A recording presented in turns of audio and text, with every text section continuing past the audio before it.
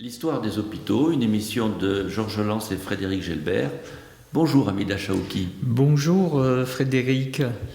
Lors de nos deux dernières émissions, nous avions vu comment, sous l'Empire byzantin et dans le monde arabo-musulman, la médecine avait recueilli l'héritage d'Hippocrate et de Galien et s'était construite sur ces bases. Nous avions même terminé avec une pensée d'Avicenne, définissant une médecine de soins, une médecine de prévention en dehors de toute idéologie ou religion. Et pendant ce temps-là, que se passe-t-il dans nos pays, dans l'Europe occidentale? Et donc on va effectivement avoir un nouveau transfert tout au long du Moyen-Âge entre la médecine arabo-musulmane, qui connaît une forme d'apogée. On peut dire que le monde arabo-musulman a peut-être connu une renaissance avant son ère médiévale ou son Moyen-Âge. D'aucuns pourraient, au niveau des sciences et du développement des techniques, et particulièrement de la médecine, opposer cet aphorisme.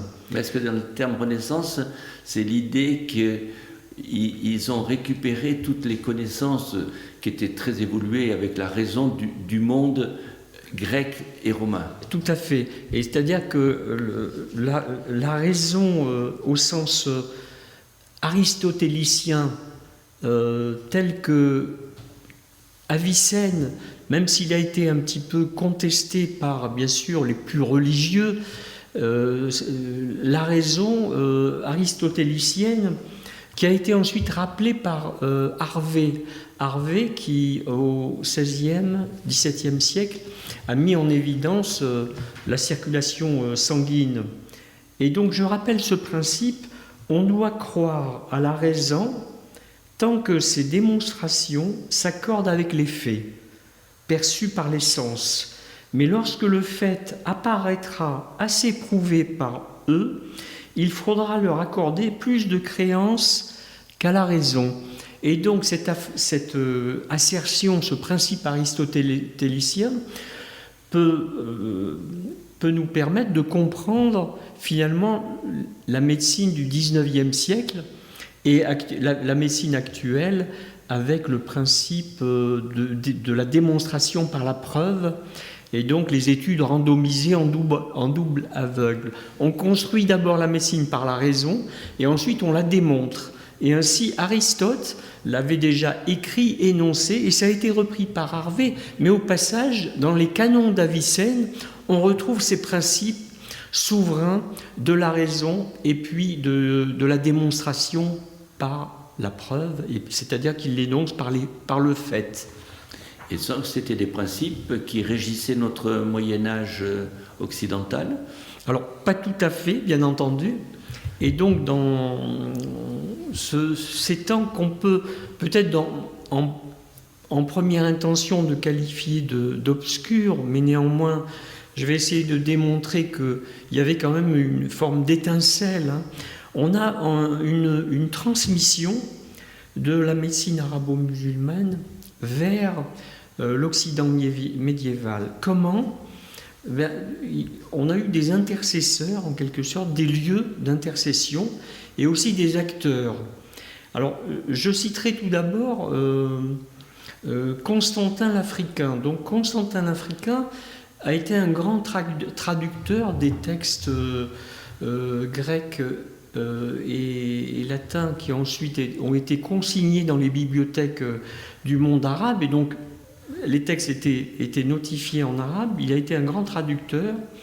Il est né à Tunis, donc en Tunisie, et ensuite il était chrétien et il a été s'installer au niveau du Mont Cassin, l'abbaye de Saint-Benoît, du Mont Cassin, en Italie. Et il a donc traduit un certain nombre de textes de nouveau en latin, dont l'Isagogue de Isaac ibn Isaac, qui est connu sous le nom de Joannicius dans le monde occidental. C'est donc un médecin arabo-musulman, très grand traducteur de confession hébraïque, qui présente le galénisme revu par les Arabes de façon plus claire. De la même façon que Constantin l'Africain retraduit, donc dans le sens arabe latin, les aphorismes d'Hippocrate, le traité de l'air, de l'eau, des lieux, les encyclopédies d'Oribase, de Paul d'Égine, d'Alexandre de Tralles, qui reviennent vers le monde occidental. Et de cette façon, Constantin l'Africain, et un petit peu plus tard, Gérard de Crémone, qui lui va s'installer à Tolède et va récupérer toute la bibliothèque médicale arabe pour la traduire en latin afin qu'elle regagne en quelque sorte les rivages du monde occidental et particulièrement Montpellier pour ce qui le concerne. Mais Tolède à l'époque sous domination arabe. Voilà, pas encore.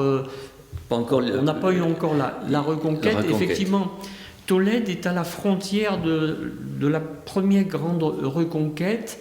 Et Gérard de Crémone, lui, s'installe à ce niveau-là et va traduire un certain nombre d'ouvrages. Alors, le deuxième lieu, après Montcassin, la réforme bénédictine, et donc le soin aux pauvres et aux pèlerins qui vont donner lieu aux premiers hospices et hôpitaux, je soulignerai l'importance de Salerne.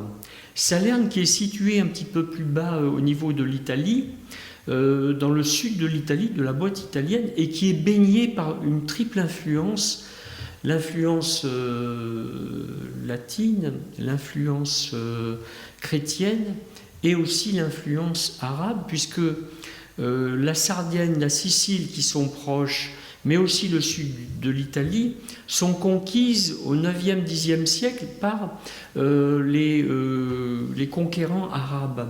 Et s'y installe une civilisation métissée.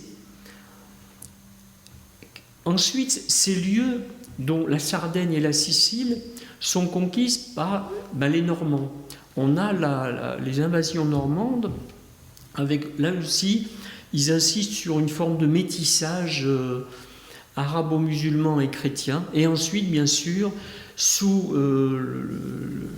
la souveraineté de Frédéric II Barberousse, Frédéric II Hohenstaufen, qui est quelqu'un qui avait une grande... voilà, il avait autour de lui une cour éclairée d'intellectuels qui émergeaient de tous les mondes, juifs, musulmans, chrétiens. Et donc il a affronté la papauté. Hein. C'était l'empereur et le pape, donc cet affrontement entre... C'est lui qui est allé à Canossa? Non. Alors c'était sa famille. Hein. C'était effectivement la dynastie des Souabes qui ont affronté la papauté. Donc d'où l'expression aller à Canossa. Mais Frédéric Hohenstaufen, Frédéric Barberousse, Frédéric II a été effectivement un empereur éclairé qui faisait appel à beaucoup de savants qui venaient du monde arabo-musulman. Ce qui est assez surprenant parce qu'on aurait imaginé que le lieu de rencontre soit plutôt en Espagne et en fait il s'est trouvé en Italie, très proche de Rome où régnait le pape. Tout à fait. Donc en fait la reconquête chrétienne s'est faite de façon... Finalement, en 1212, la grande défaite musulmane de l'Astafas de Tolosa, elle a consacré finalement la reconquête totale et on peut dire qu'on n'a pas eu ce métissage ou ce syncrétisme arabo-musulman chrétien, on le retrouve plutôt dans cette région de la Méditerranée. Et donc, Salerne, en fait, on peut dire que c'est à Salerne que la première école de médecine a jailli, mêlant les laïcs et les clercs. Pourquoi ? Parce que la médecine était dominée par les clercs dans le monde médiéval. Et il n'y a que dans ces régions-là qu'il y avait une coexistence de laïcs et de clercs. Les clercs ont pratiqué la médecine au sein des abbayes et même un petit peu trop au goût des évêques et du pape. Tant et si bien qu'en 1130, le concile de Clermont interdit l'exercice de la médecine au clerc, et il a fallu deux autres conciles, celui de Latran en 1139 et celui de Tours en 1163, pour confirmer l'interdiction de la médecine par les prêtres et les moines.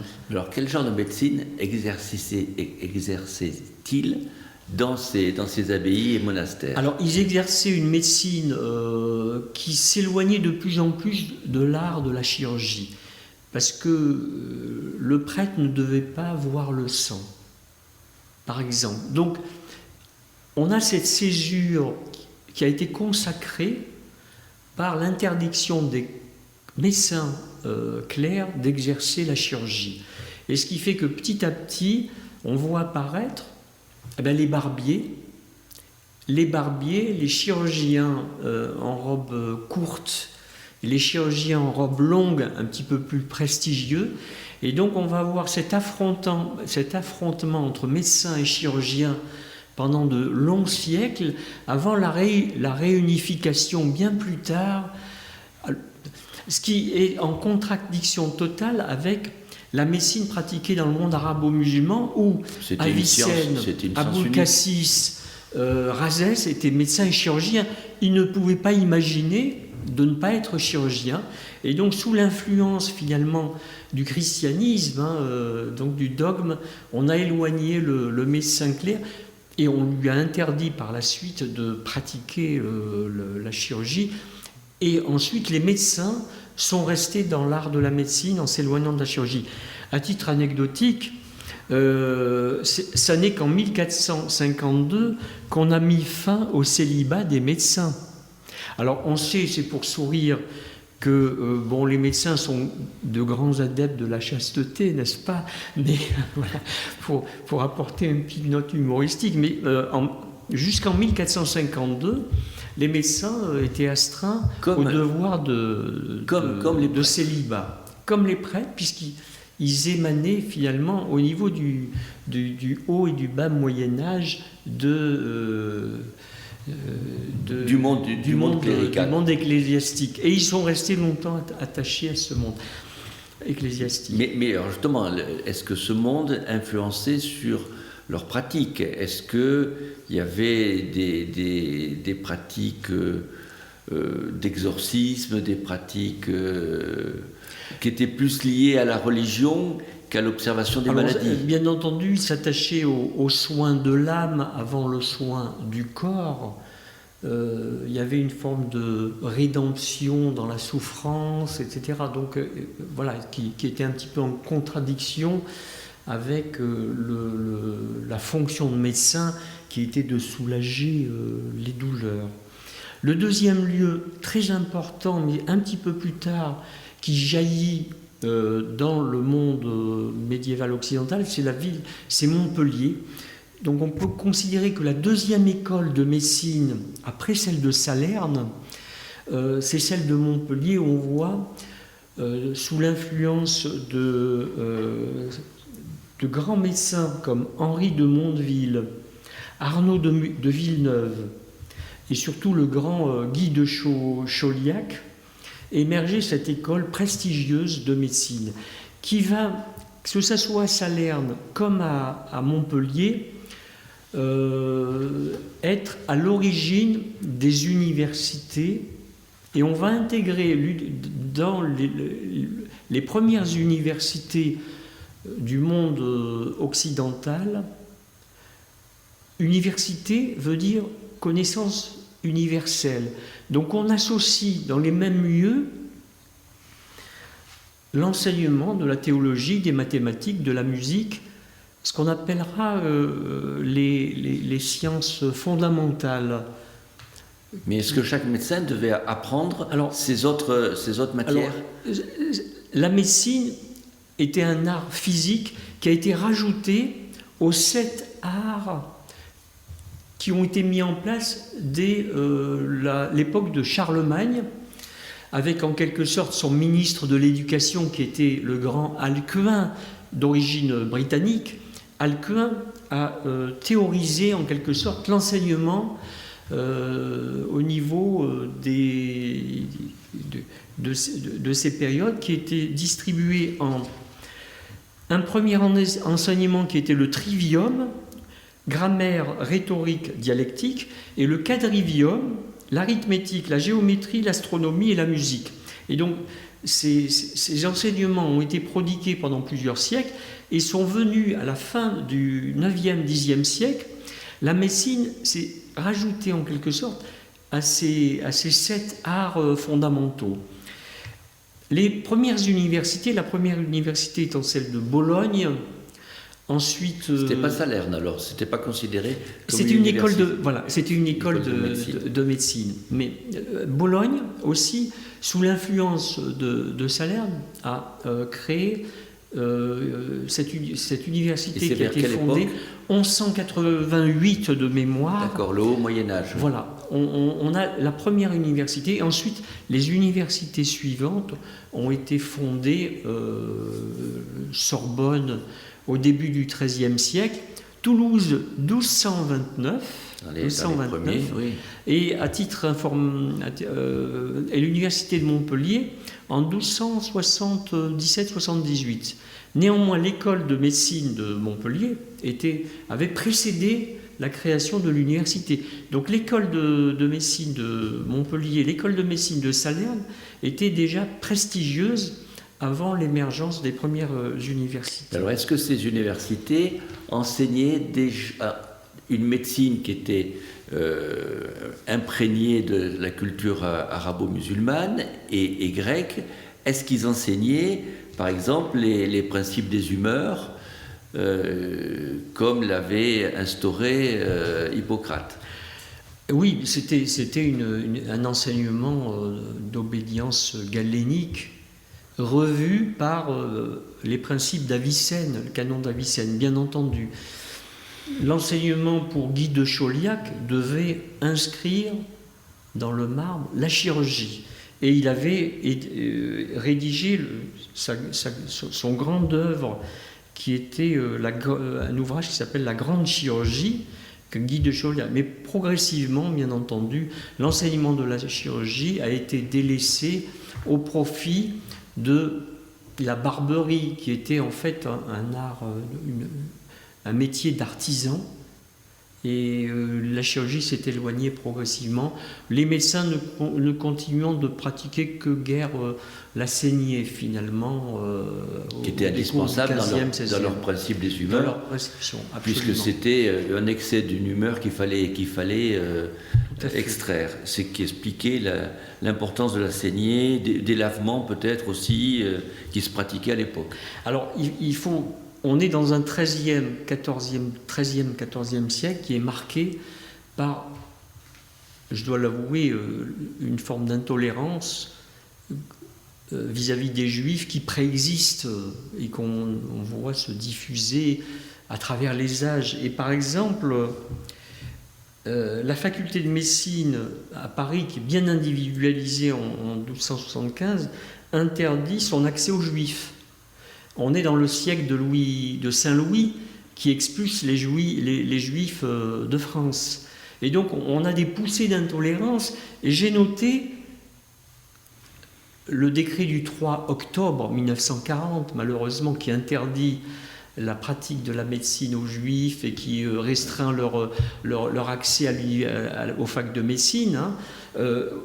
On a déjà un premier élément de même nature au XIIIe siècle. Mais est-ce que ça veut dire qu'à l'époque, une partie de la communauté juive se dédiait à la médecine? On a vu l'influence des médecins juifs dans le monde arabo-musulman, les écrits, leur connaissance, leur savoir, effectivement, qui a diffusé et qui remontait, bien sûr, au niveau de Montpellier. Il y avait effectivement une tolérance extraordinaire entre les différentes communautés, mais malheureusement, au fur et à mesure, et particulièrement dans les contrées plus au nord, on voit ce type d'intolérance. Je rappellerai, effectivement, je suis tombé il n'y a pas très longtemps sur aussi une persécution lors de la première croisade entre 1096 et 1099, avec les croisés qui partaient à pied d'Europe, et au fur et à mesure qu'ils traversaient les villes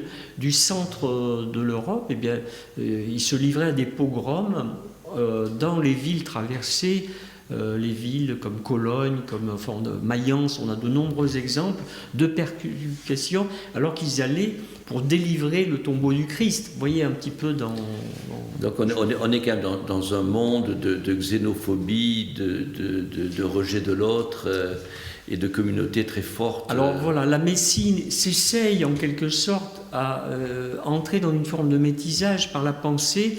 Malheureusement, on bute à des contradictions, des intolérances, des poussées d'intolérance que, comme historien, je suis contraint de relever aussi, et ça fait partie du savoir qu'on essaie de vivre. Parce que le savoir, la science, elle est universelle.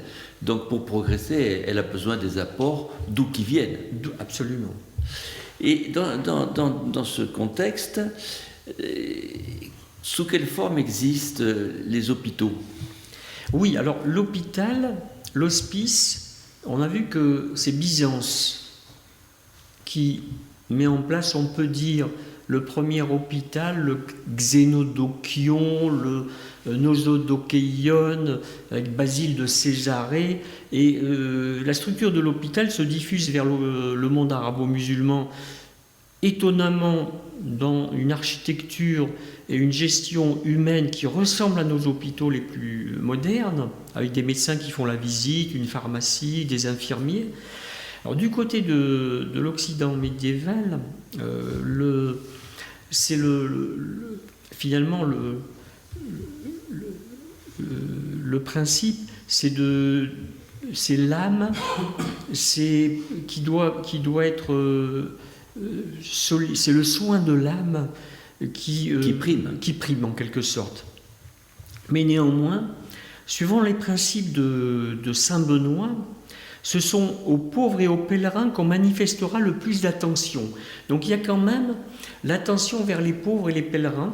Pour les riches, en effet, la crainte de leur déplaire porte d'elle-même à les honorer.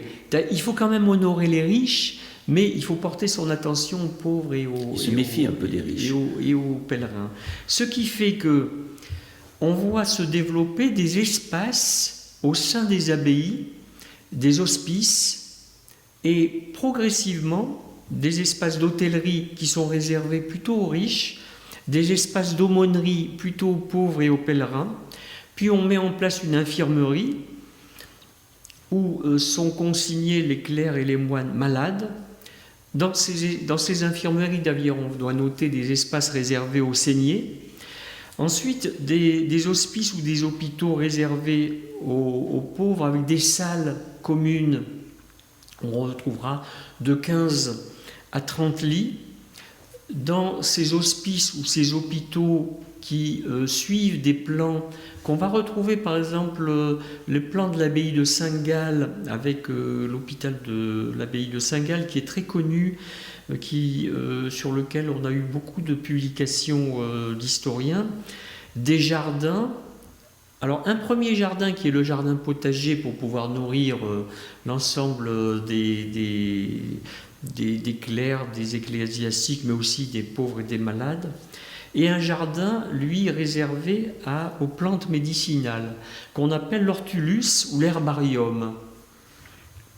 Des moines médecins qui sont logés, des pièces d'hébergement pour les malades, et ainsi, progressivement, se diffusent ces constructions d'hospices ou d'hôpitaux. Et en 829, par exemple, on observe l'émergence de l'Hôtel-Dieu à Paris, qui jouxte la cathédrale, qui va devenir la future Notre-Dame de Paris. L'Hôtel-Dieu est réservé aux soins des malades. Aux soins des malades, des pauvres et des vagabonds. Voilà. Mais progressivement, alors, un rôle social et médical. Et progressivement, les hôtels-dieux, effectivement, se destinent à le soin des malades. Et ce qui fait que on retrouvera en 1328, on considère qu'on a 60 hôpitaux à Paris, dont l'Hôtel-Dieu. Et l'Hôtel-Dieu, qui est le plus grand hôpital, un des plus grands hôpitaux d'Europe, soigne 400 à 600 malades. Donc à Milan aussi, il y a un hôpital important qui a 300 patients, 300 malades qui sont hébergés. Dans cette structure qui a été décrite, je relève deux choses qui me paraissent intéressantes, c'est-à-dire que le jardin des plantes médicinales, c'est un peu leur pharmacie, et le lieu où on fait les saignées, c'est leur salle d'op. C'est un petit peu ça. Et je peux lancer l'idée, c'est, vous savez, dans nos petits jardins ouvriers, pourquoi ne pas remettre à l'honneur le jardin médicinal avec des plantes et pratiquer de la phytothérapie. C'est une idée que j'avais qui pourrait éventuellement intéresser nos... Revenons à la médecine par l'épreuve. Par l'épreuve, absolument.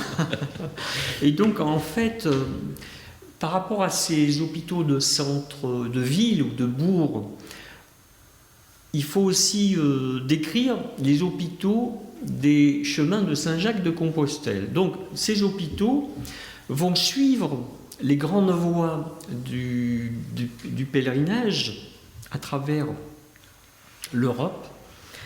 Et ainsi, je vais décrire par exemple l'hôpital de Sainte-Christine du Sang-Port, que l'on connaît bien dans nos régions.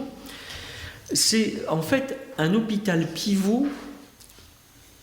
C'est un hôpital pivot d'un réseau hospitalier. Et autour, par exemple, de cet hôpital de Sainte-Christine du Sang-Port, on a un certain nombre d'hôpitaux qui vont suivre le chemin entre le Béarn et l'Aragon, par exemple, qui seront rattachés économiquement au niveau de l'administration à cet hôpital pivot. Donc on voit se déployer tout un tas de réseaux d'hôpitaux et d'hospices à travers. On a aussi l'apparition de l'ordre des hospitaliers de Saint-Jean de Jérusalem, certes qui partent en croisade, mais à l'origine, cet ordre était là pour le soin des pèlerins du chemin de Saint-Jacques de Compostelle, et on a des hôpitaux qui sont sous administration des chevaliers de Saint-Jacques, des hospitaliers de Saint-Jacques de Compostelle qui sont aussi déployés dans nos régions. Une dernière question. À une époque où on assiste à une féminisation de la profession de médecin, est-ce que les femmes avaient le droit d'exercer la médecine à cette époque? Alors sur Salerne, oui, on a quelques exemples de femmes probablement dédiées aux soins obstétricaux, aux soins des femmes. C'était elles qui étaient des sages-femmes. Mais progressivement, globalement, non, elles ne sont pas dans le giron des soins du corps. Merci pour ce tableau, Hamida Chawki.